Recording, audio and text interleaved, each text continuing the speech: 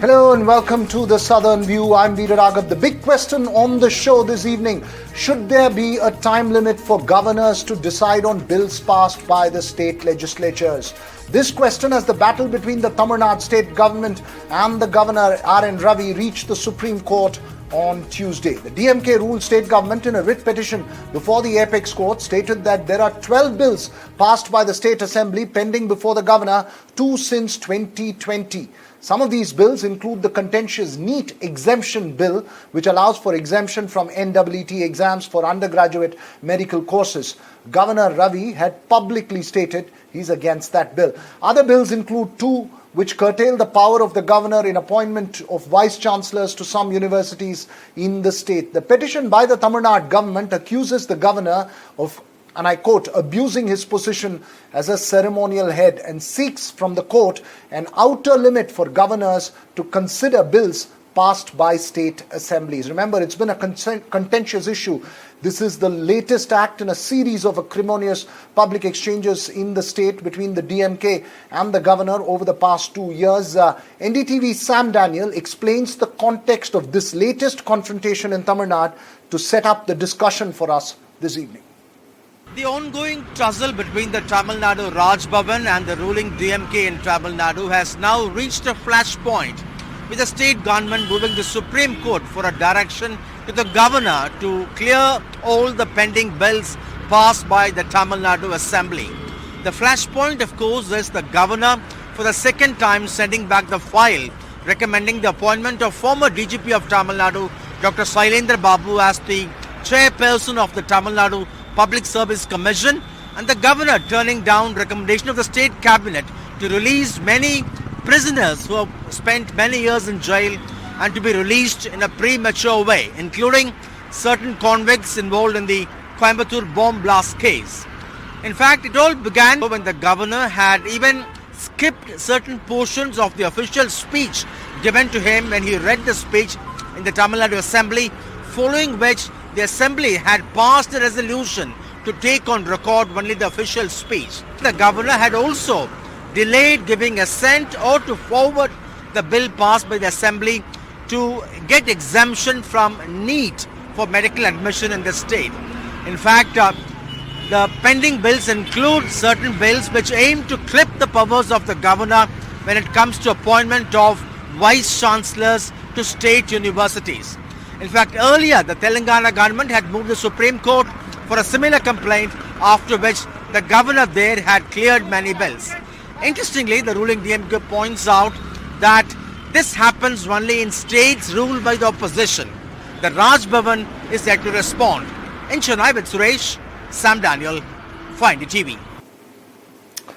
As Sam Daniel points out, there are constitutional political connotations to this conversation, and it's nationally several opposition-ruled governments have had serious confrontations with their Raj Bhavans. As Sam mentioned there, Telangana and Punjab had also moved the Supreme Court in the past. On the one side is that political confrontation, but as I mentioned, there are deeper constitutional issues that may need to be addressed and discussed. And joining us this evening, Aditya Sondhi, Senior Advocate of the Supreme Court and former Additional Advocate General for Karnataka, Vivek Agnihotri, former Secretary General of the Rajya Sabha, Manuraj Shanmugasundaram, a lawyer himself and spokesperson of the Dravida Munnetra Kazhagam, and Narayana Tirupati, spokesperson of the Tamil Nadu BJP. My first question to you, Mr. Tirupati: while this acrimonious exchange has gone on for long, the allegations from the DMK this time are serious. It's told the apex court that the governor, and I'm quoting from that writ petition, is undermining the will of the people as represented by the state legislature by not giving assent to bills passed by it. Your response? Well, see, this is not what the DMK has said. This has been said by the Telangana government. We have seen Delhi government, Kerala government, for their, universities of appointment of vice chancellors, and the honorable high courts and also the Supreme Courts have very clearly said that these decisions, that is, the vice chancellor's appointment should be done only by the governor. That is the chancellor, not the governor, the chancellor of the universities. They have to do it. And rightly so, the governor has definitely, the chancellor has definitely written it. So this is the issue. We need to understand that he is acting and he has acted and he will act as per constitution. The Tamil Nadu government is trying to insert so many people as vice chancellor in so many universities. We have to remember one thing, Raghav, in the last 20-25 years, we have seen almost 10 to 15 vice chancellors either they are in jail or in bail. That is the stage. That is the status. In the last 10 years, the appointments of vice chancellors in universities have been 100% right. Out of the 16 or 17 bills, 12 bills were pertaining to this, and the governor has rightly withheld that. Number two is the Muslim convicts. In entire India, I have not heard anything about Muslim convicts, and this is the term used by this DMK government. And as rightly said by Sam Daniel, you see, these people were they are having this term in the jail for the 1990 Coimbatore bomb blast. Where from the religion Muslim convicts come from? See, the same DMK government before 10-15 days back in the Supreme Court had argued that they should not be let off because they are very dangerous. And now they are coming with the motion saying that these Muslim convicts should be released. So the governor is 100% right. All right, Manuraj Sundaram, you give me your response before we get into this conversation with the constitutional experts as well. The first part of my response would be on understanding the extent of the executive gridlock that has been created, unnecessarily so by the governor in this particular case and governors in the other states. 70 instances, including 12 bills, 4 files for sanction to prosecute various officials, government officials and public servants on Prevention of Corruption Act, and 54 cases of premature release have all been held back by the governor.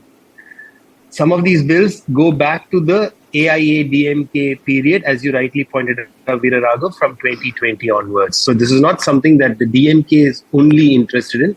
This is the will of the people from 2020 that is being consistently undermined. The governor has misunderstood that his position involves some level of discretionary power, which is untrue. I think there is a reality check that we need to give to the Raj Bhavan, first through this show today and eventually through the Supreme Court.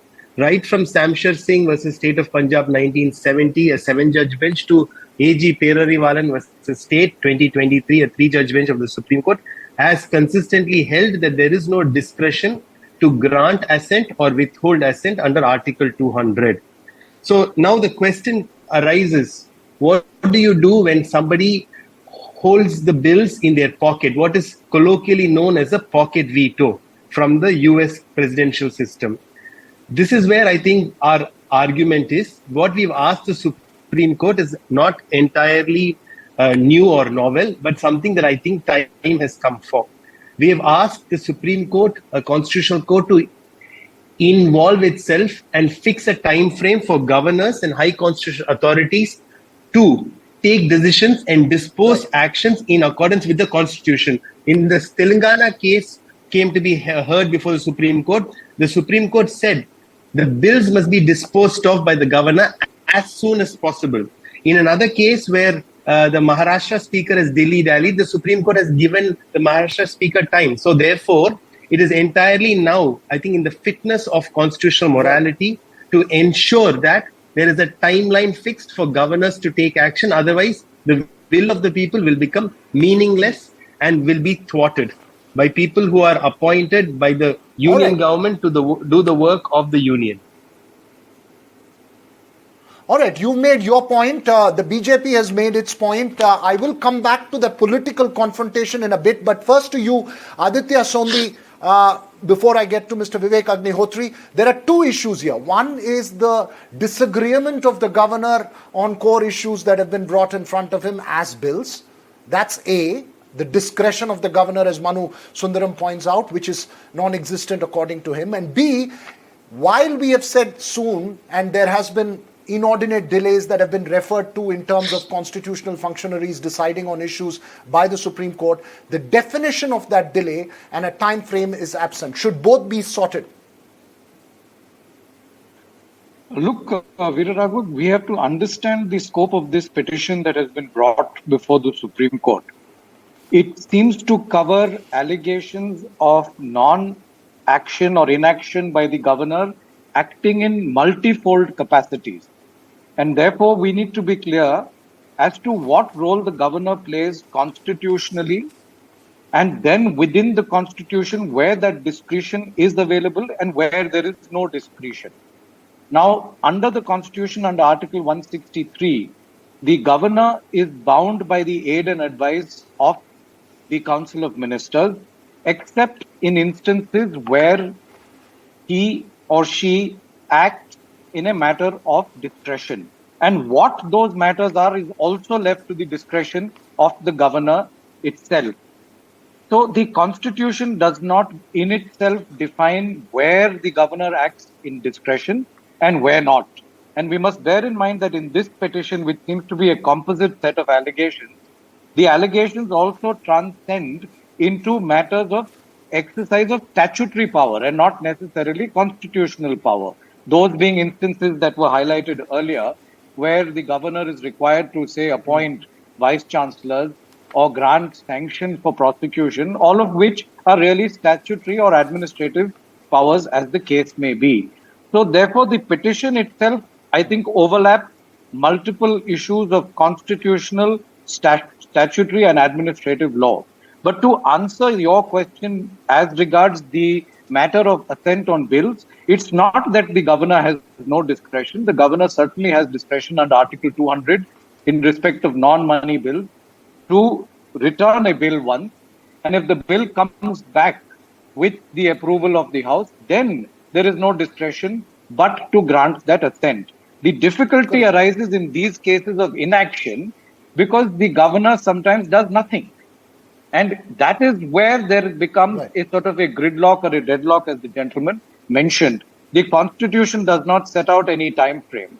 And this then becomes a peculiar issue for the court to decide, because the court cannot really rewrite the Constitution or read into the Constitution time frames, except to say that it must be done within a reasonable period of time.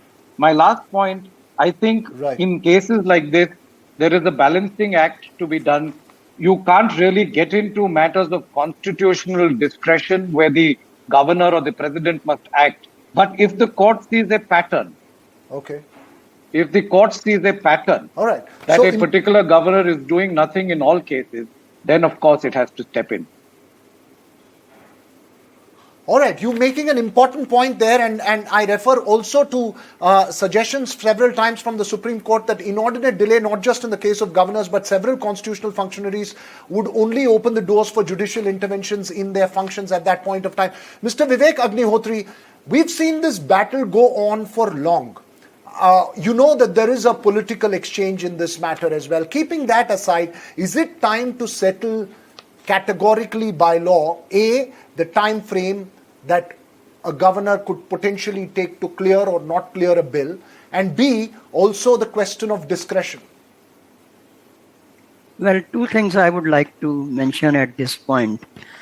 One is that as far as the Constitution goes, as has been pointed out, there is a bit of ambiguity, because on the one hand you say that it says that the governor has to act on the aid and advice of the Council of Ministers, but then it also goes on to say that the governor has discretion, and what is discretion is not defined. So there is a bit of ambiguity there, number one. Number two, the case of Telangana has been referred to.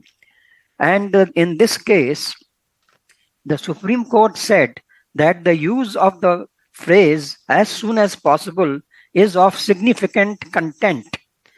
I mean, indirectly it is hinting the Supreme Court cannot issue directions to constitutional authorities, but it is giving a very broad advice that as soon as possible does not mean that you can delay matters indefinitely. That is the second thing. The case of Samsher Singh has been mentioned, and there is also the case of Nabam Rebia, 2017 and 2023.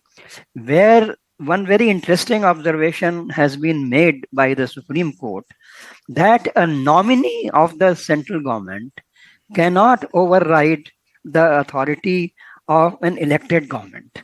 Now, that is the basic issue, that can a nominee, that is the governor, have more powers than an elected government?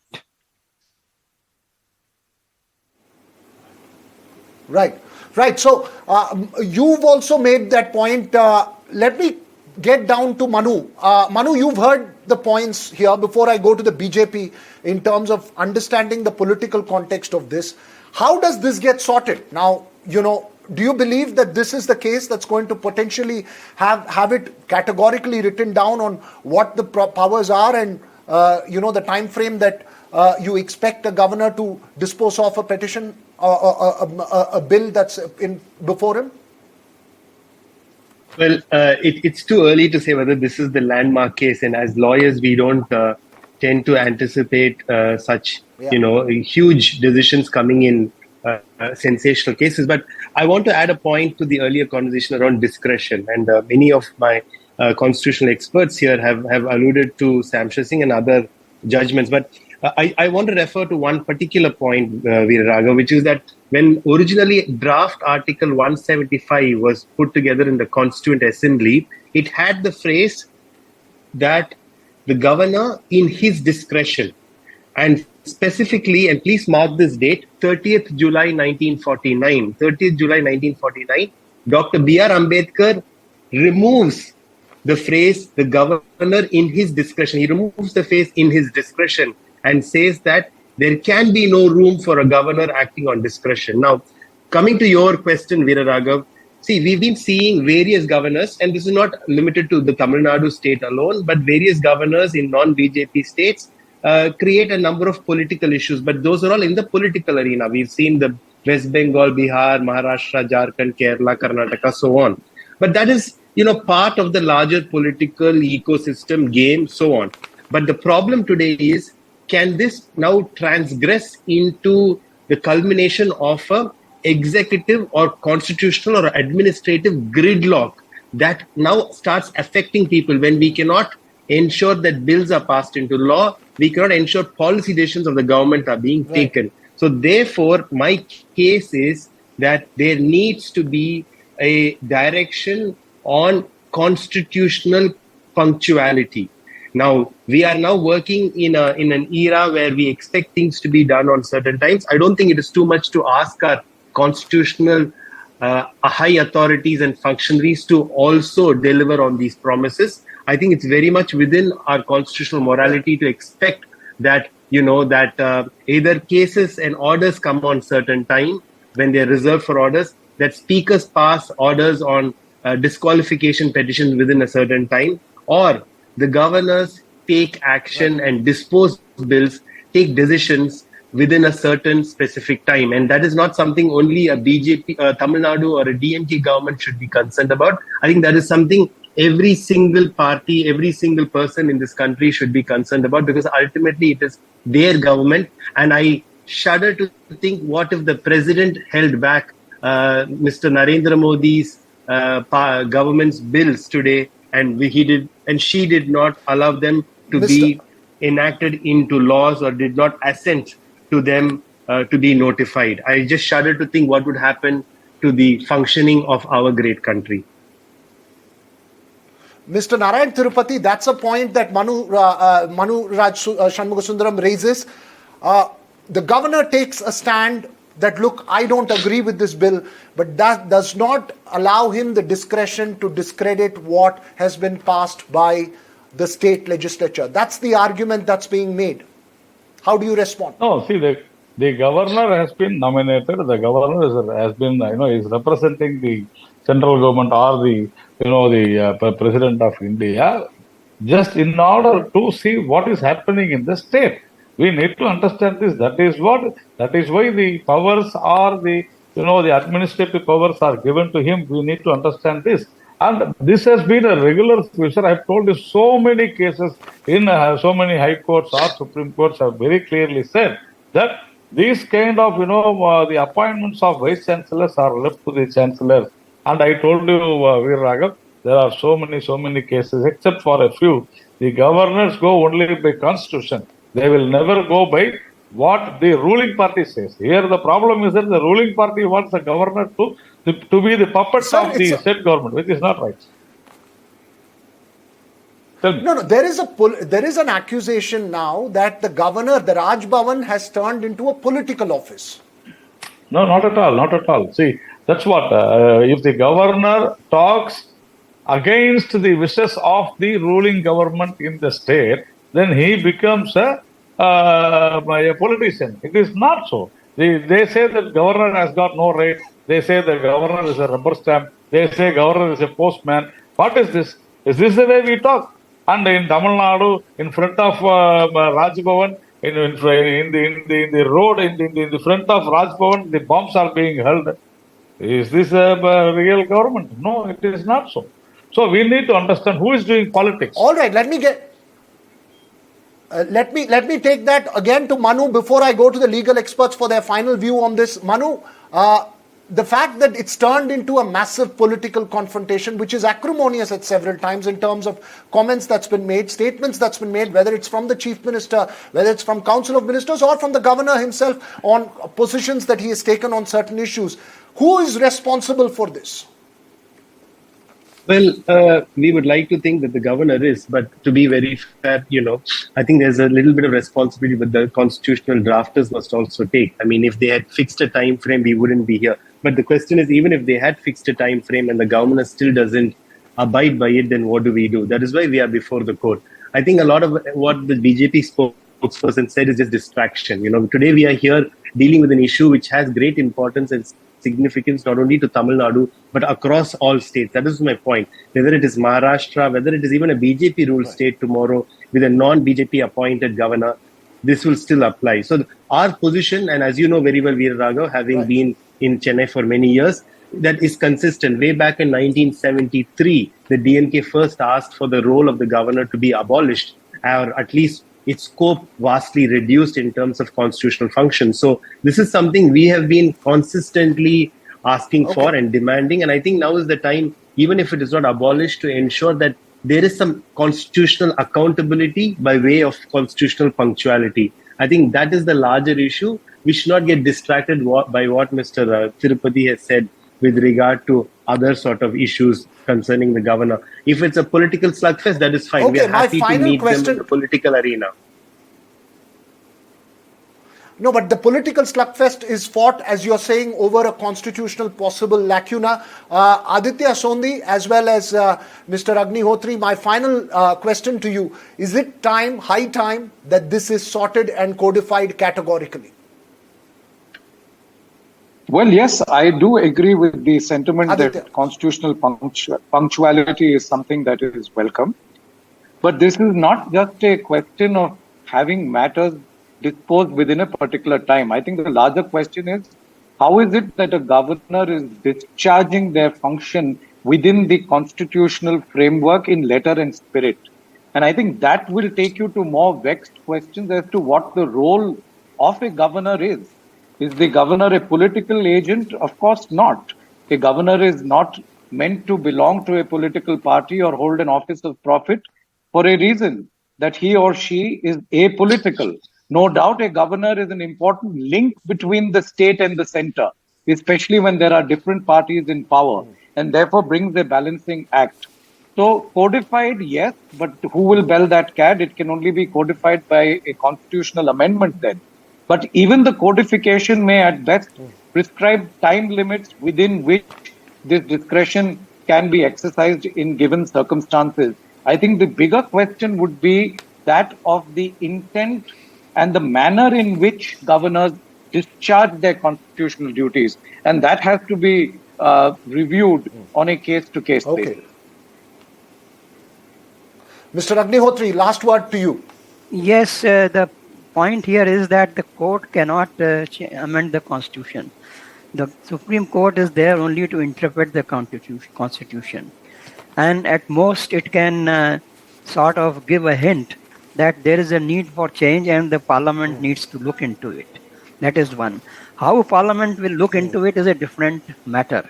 But there is a significant, you can say, indication in the constitution itself that what is the solution. Because Article 201 states that if a bill is reserved and referred for the president's, concurrence, then the president may give some direction which the assembly and the council have to act upon within 6 months. Now that is one hint Okay. implied in the constitution itself on which the legislature or the parliament can act. All right, how are we going to take that hint? Thank you, Mr. Agnihotri. Thank you, Manuraj Shanmugasundaram, Narayan Tirupati, as well as Aditya Sondi for joining us on this conversation. It's a substantive issue, a substantial issue that potentially will be before the Supreme Court as the political slugfest plays out in Tamil Nadu.